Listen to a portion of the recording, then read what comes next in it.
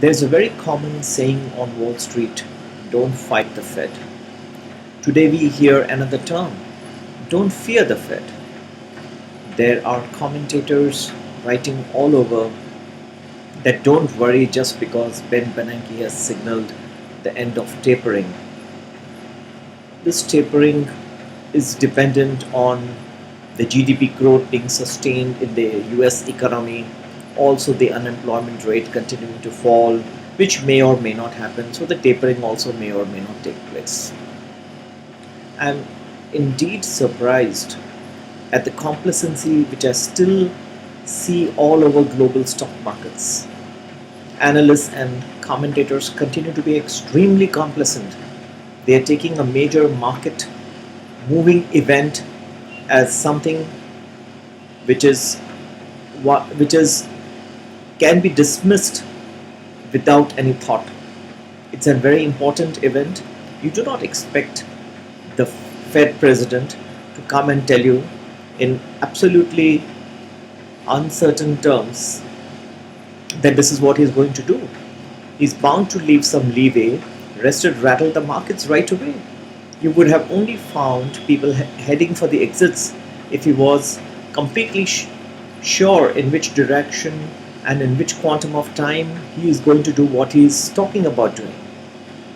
He has left some leeway so that the markets can absorb his intention and there is no disorderly exit from the markets.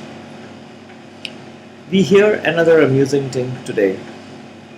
Gold has fallen to 2.5 years low, and yet there are some financial planners suggesting that instead of 15% of your portfolio being in gold, you can continue to have say 12% of your portfolio in gold just to make it a well diversified portfolio.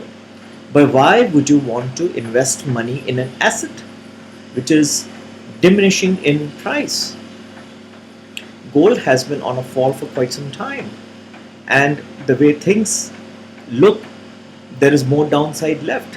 Why would you want to decorate your portfolio with an asset which is falling?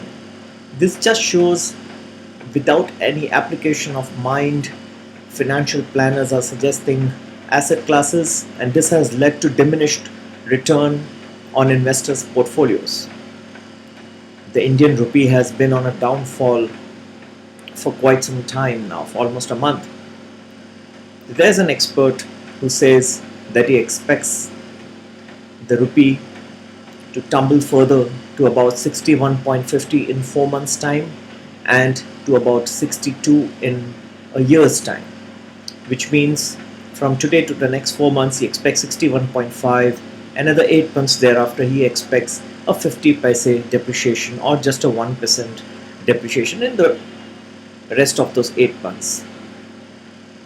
Isn't that utter nonsense? 1% is the average movement you see in a few hours in the rupee these days. And in what basis are you going to predict just a 1% movement after the depreciation to 61.5 has taken place in the 4 months? Is this pure guesswork? I think people are not applying their minds, they are not doing proper homework, and they're coming with their fancy suits and they are trying to make predictions which are only guesses. This is not how the world of finance functions. The world of finance is based on immense hard work, mathematics, immense testing of your ideas, your data, and the people who can just come and speak with their placards of the companies on the back and just trying to point out what they believe could be happening as a guess are the ones who are going to take investors for a ride. Please desist from such misinformation campaigns and try to stick to genuine hard work and to people who really have gone through the drill, who can make predictions and forecasts based on immense understanding of the situation and the world of finance. Stay tuned. Take care. Bye bye.